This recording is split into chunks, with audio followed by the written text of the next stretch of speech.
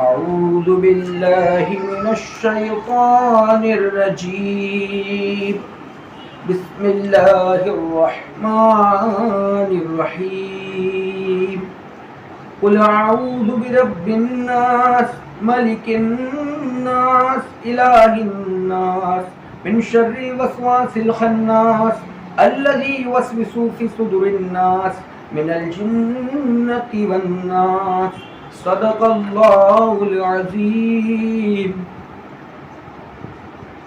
نماز میں کتنے فرض ہیں؟ 7. نماز میں کتنے فرض ہیں؟ 7. پہلا تکبیر تحریمہ، مطلب جو ہم اللہ اکبر کہتے ہیں، یہ پہلا فرض. دوسرا قیام یعنی کھڑے ہوتے جو ہم الحمد اور ثنا پڑھتے ہیں وہ. تیسرا قرات جو ہم پڑھتے ہیں، مطلب جب پہلا تو کھڑے ہونا قیام میں، دوسرا فرض وہ. تیسرا جب پڑھتے ہیں ہم قرات کرنا، یہ بھی فرض ہے. اور چوتھا رکوع، اور پانچواں سجدہ، اور چھٹا قاعدہ جو ہم بیٹھتے ہیں اتحیات کے بعد. اور آخرہ خروج بھی سنتے ہی. یہ کیا ہے؟ پہلا تکبیر تحریمہ. دار حقیقت تکبیر تحریمہ یعنی تکبیر اولا نماز کی شرطوں میں سے ہے، مگر نماز کے افعال سے بالکل ملی ہوئی ہے، اس لیے اسے نماز کے فرائض سے بھی شمار کیا گیا ہے. پہلا مقتدی نے تکبیر تحریمہ کا لفظ اللہ امام کے ساتھ کہا، مگر اکبر امام سے پہلے ختم کر لیا تو نماز نہ ہوگی. مطلب جیسے تحریمہ کا لفظ اللہ اکبر کہا، مطلب امام کے ساتھ کہا.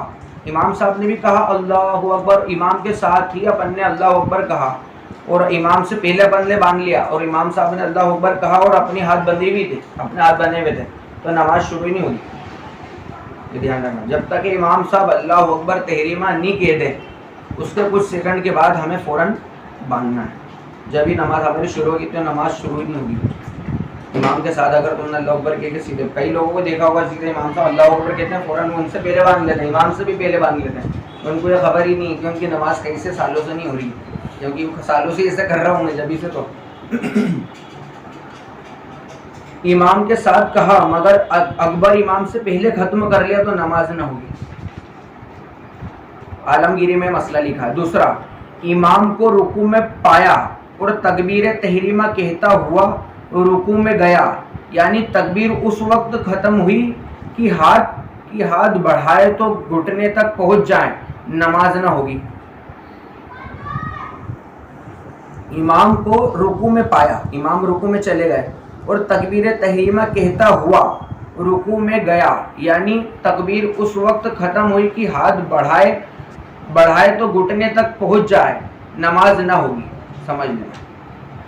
ایسے موقع پر قاعدے کے مطابق پہلے کھڑے تکبیر تحریمہ کہہ لیجئے، اس کے بعد اللہ اکبر کہتے ہوئے رکوع کیجئے. امام کے ساتھ اگر رکوع میں معمولی سی بھی شرکت ہو گئی تو رکعت میں مل گئی. اگر آپ کے رکوع میں داخل ہونے سے قبل امام کھڑا ہو گیا تو رکعت نہ ملی. مطلب جیسے ہم گئے دوسری رکعت سے پہلی رکعت میں امام صاحب نے اپن وضو بنا رہا ہے، وضو بنا کے فوراً بس نماز پڑھنا آنے والے ہی تھے اور امام صاحب رکوع میں چلے گا اور اپن بھی فوراً آ کے چلے گا. یہاں تک بہت دیر ہو گئی تھی. مطلب جیسے اپن گئے اور اپن نے سبحان ربی العظیم پڑھ لیا، اس کے بعد امام صاحب نے اللہ اکبر کہا، تو اپن شامل ہو جائیں گے اس وقت. اگر اللہ اکبر کہا اور اس وقت تم جانے ہی والے تھے یہاں تک تو اس وقت نہیں ملے گی وہ نماز.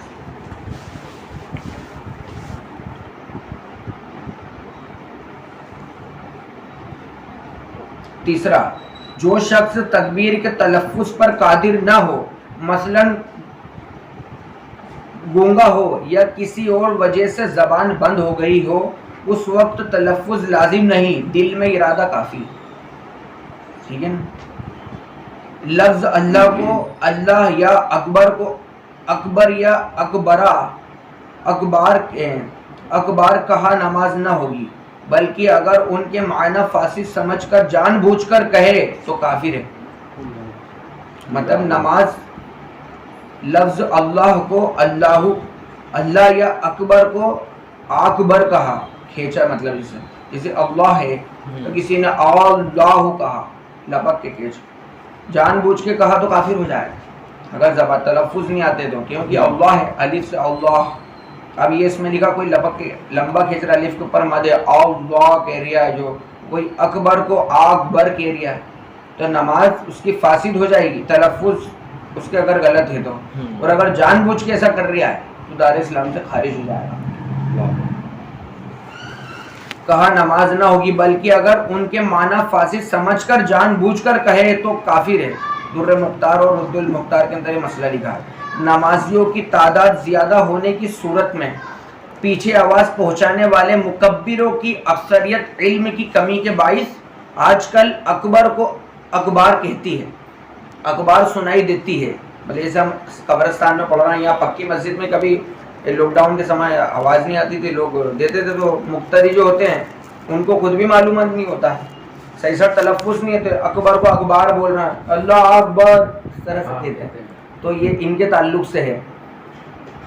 نمازیوں کی تعداد زیادہ ہونے کی صورت میں، مطلب زیادہ پوری مسجد بھری ہوئی، پیچھے آواز پہنچانے والے مکبر جو ہوتے ہیں، آواز پہنچانے والے مکبروں کی اکثریت علم کی کمی کی باعث آج کل اکبر کو اکبار کہتے ہیں، کہتی سنائی دیتی ہے.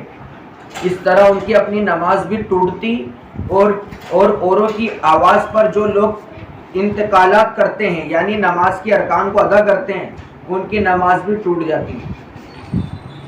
دیکھو کتنا باریک مسئلہ ہے. لہذا بغیر سیکھے کبھی مکبر نہیں بننا چاہیے. جب ہمیں معلوم نہیں ہے کہ ہمیں بولنا کیا ہے، اللہ اکبر بولنا ہے کہ وعلیکم السلام، کہ اللہ اکبر، اس طرح جب ہمیں معلوم نہیں کہ مکبر بننے لائق نہیں ہے تو ہمیں مکبر نہیں بننا چاہیے. جب ہمیں نہیں معلوم کہ اللہ اکبر کہیں گے کہ اللہ اکبر کہیں گے، تو سمیع اللہ لمن حمیدہ کہیں گے کہ وہ چھوٹے ہاتھ سے پڑھ دیا کہ مطلب جب اس کو خود کو ہی نہیں معلوم ہے تو وہ کیسے مکبر بن سکتا ہے؟ کیونکہ وہ خود کی تو نماز خراب کر ہی دیا ہے، اور دوسروں کی بھی، جو لوگ اس کی سن کے تکبیر اور سب سجدے سجود میں جا رہے ہیں، ان کی بھی نماز خراب ہو. جب تک اپنوں کو پوری معلومات نہیں ہو مکبر کی، ہمیں مکبر بننے کی اجازت نہیں. پانچواں، پہلی رکعت کا رکوع مل گیا تو تکبیر اولا کی فضیلت پا گیا. سمجھ گئے؟ پہلی رکعت کا اگر رکوع مل گیا تو تکبیر اولا کی فضیلت پا گیا. دوسرا قیام، یہ تو ہو گئی پورے قبلہ کی قیام، یہ اس کی بات ہو گئی جو اپن نے 7 فرضوں میں سے تکبیر کی بات ہو گئی. یہ تو اب ہو گیا دوسرا قیام. پہلا کمی کی جانب قیام کی ہدیے کے ہاتھ بڑھائے تو گھٹنوں تک نہ پہنچے، اور پورا قیام یہ ہے کہ سیدھا کھڑا ہوا ہو. دوسرا قیام یعنی دیر تک ہے، یعنی جتنی دیر تک قرات ہے بقدر قرات فرض، قیام بھی فرض، بقدر واجب اور بقدر سنت. تیسرا فرض وتر عیدین اور سنت فجر میں قیام فرض ہے. اگر بلا عذر شہی کوئی یہ نمازیں بیٹھ کر ادا کرے گا تو نہ ہوں گی. کون سی نمازیں؟ فرض وتر عیدین اور سنت فجر میں قیام فرض ہے. اس میں قیام فرض ہے، نفل ہی بیٹھ کے پڑھ سکتے ہیں بنسلی. اگر بلا عذر شرعی رہا اس کی کمر میں تکلیف ہے، اگر اس وقت بلا عذر شرعی اس میں کوئی عذر نہیں ہے اس کے شریر میں، اگر بلا عذر شرعی پڑھے گا تو نماز نہ ہوگی، بیٹھ کر ادا کرے گا تو نہ ہوگی. چوتھا، کھڑے ہونے سے محض کچھ تکلیف ہونا عذر نہیں، بلکہ قیام اس وقت ساکت ہوگا کہ کھڑے نہ ہو سکے یا سجدہ نہ کر سکے، یا کھڑے ہونے یا سجدہ کرنے میں زخم بہتا ہے، یا کھڑے ہونے میں قطرہ آتا ہے، یا چوتھائی سطر کھلتا ہے، یا باقرات سے مجبور محض ہو جاتا ہے. یوں ہی کھڑا ہو سکتا ہے مگر اس سے مرض میں زیادتی ہوتی ہے، یا دیر میں اچھا ہوگا یا قابل برداشت تکلیف ہوگی تو بیٹھ کر پڑھے. نہیں صرف ہلکی سی تکلیف کی وجہ سے آدمی بیٹھ کے نہیں پڑھے، عذر یہ ہے کہ یا تو بیٹھے گا تو یا تو قطرہ آ جائے گا، ایسا بیماری ہو اس کو، یا جو ہے نس پہ نس چڑھ جائے گی پیٹ کی، جو بھی ایسی تکلیف ہے کہ مرض بڑھ جائے گا یا اندیشہ ہو، تبھی وہ بیٹھ کے پڑھے گا. اگر عصا یا بساکھی خادم یا دیوار پر ٹیک لگا کر کھڑے ہونا ممکن ہے تو فرض ہے کہ کھڑا ہو کر پڑھے. مطلب جو اگر عصا ہے، لٹ وغیرہ ہے، اگر عصا یا بساکھی خادم یا دیوار پر ٹیک لگا کر کھڑے ہونا ممکن ہے تو فرض ہے کہ کھڑا ہو کر پڑھے. دوسرا، اگر صرف اتنا کھڑا ہونا ممکن ہے کہ کھڑے کھڑے تکبیر تحریمہ کہہ لے گا تو فرض ہے کہ کھڑے ہو کر اللہ اکبر کہہ لیں اور اب کھڑا رہنا ممکن نہیں تو بیٹھ جائے. کمزور اتنی طاقت ہو کہ اللہ اوپر تک کے کھڑا ہو جائے وہ اس وقت. خبردار بعض لوگ معمولی سی تکلیف یا زخم کی وجہ سے فرض نمازیں بیٹھ کر پڑھتے ہیں، اور وہ اس حکم شرعی پر غور فرمائیں کہ جتنی نمازیں قدرت قیام کے باوجود بیٹھ کر ادا کی ہوں ان کو لوٹانا فرض ہے. مطلب ہے تمہارے پاس طاقت تھی، تم پڑھ سکتے تھے، پھر بھی جان بوجھ کے تم نے بیٹھ کے پڑھی، ساری نمازیں تمہارے کو لوٹانا فرض ہے. اسی طرح ویسے ہی کھڑے نہ رہ سکتے تھے مگر عزا یا دیوار آدمی کے سہارے کھڑے ہونا ممکن تھا مگر بیٹھ کر پڑھتے رہے تو ان کی بھی نمازیں نہ ہوئیں اور ان کا لوٹانا فرض ہے. عورتوں کے لیے بھی یہی حکم ہے، یہ بھی بغیر شرعی اجازت کے بیٹھ کر نمازیں نہیں پڑھ سکتی. بعض مساجد میں کرسیوں کا انتظام بھی ہوتا ہے، بعض بوڑھے وغیرہ ان پر بیٹھ کر فرض نماز پڑھتے ہیں، حالانکہ چل کر آئے ہوئے ہوتے ہیں. نماز کے بعد کھڑے کھڑے بات چیت بھی کر لیتے ہیں. کھڑکی بند کر گئی.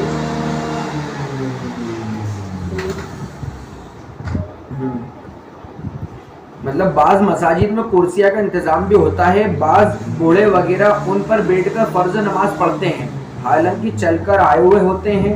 نماز کے بعد کھڑے کھڑے بات چیت بھی کر لیتے ہیں. ایسے لوگ اگر بغیر اجازت شرعی بیٹھ کر نمازیں پڑھیں گے تو ان کی نمازیں نہ ہوں گی. 8واں کھڑے ہو کر پڑھنے کی قدرت ہو جب بھی بیٹھ کر نفل پڑھ سکتے ہیں. قدرت ہو تو جب بھی بیٹھ کر نفل پڑھ سکتے ہیں مگر کھڑے ہو کر پڑھنا افضل ہے. کہ حضرت مطلب نفل بھی ایسا نہیں کہ آپ بیٹھ کے بس نفل پڑھ سکتے تو آدمی بیٹھ کی عادت باندھ لے. اگر کھڑے ہو کے پڑھنے کی نفل بھی آپ کی قدرت طاقت رکھتے ہو تو آپ زیادہ تر کوشش کرو کہ کھڑے ہو کے نفل پڑھے. اب بیٹھنے کا حکم مل گیا تو پڑھنا چاہے تو سنت ادا کرنے ہاں کے تو حساب سے وہ سنت کے مطابق پڑھے گا تو سنت ادا کر سکتا ہے نا. دلی ہے کہ اللہ کے رسول صلی اللہ علیہ وسلم نے بیٹھ کے نماز مطلب رسول علیہ الصلوۃ والسلام نے مطلب رات بھر نوافل پڑھی، وہ کھڑے ہو کے تو پڑھی ہیں، سنت کے مطابق ادا کر سکتا ہے نا. دل میں یہ جذبہ ہوتی لیکن نماز کا مگر کھڑے ہو کر پڑھنا افضل ہے. کہ حضرت سیدنا عبداللہ بن عمر رضی اللہ تعالیٰ عنہ سے مروی ہے کہ رحمت عالم نور مجسم شاہ بنی آدم صلی اللہ تعالیٰ علیہ وسلم نے فرمایا کہ بیٹھ کر پڑھنے والے کی نماز کھڑے ہو کر پڑھنے والے کی نصف یعنی آدھا ثواب ہے. صحیح مسلم کے اندر حضور فرما رہے ہیں کہ بیٹھ کے پڑھو گے تو آدھا ثواب ملے گا، حضور فرماتے کھڑے ہو کے پڑھو گے تو مطلب پورا ثواب ملے گا. صحیح مسلم کی حدیث ہے. البتہ عذر کی وجہ سے، کسی تکلیف کی وجہ سے بیٹھ کر پڑھے تو ثواب میں کمی نہ ہوگی. یہ جو آج کل عام رواج پڑ گیا ہے کہ نفل بیٹھ کر پڑھا کرتے ہیں، بظاہر یہ معلوم ہوتا ہے کہ شاید بیٹھ کر پڑھنے کی افضل سمجھتے ہیں. ایسا ہے تو ان کا خیال غلط ہے. وتر کے بعد جو 2 رکعت نفل پڑھتے ہیں ان کا بھی یہی حکم ہے کہ کھڑے ہو کر پڑھنا افضل ہے. کھڑے ہو کے پڑھنا افضل ہے. بہار شریعت کے اندر یہ مسئلہ لکھا ہے. صلو علی الحبیب صلی اللہ علیہ وسلم.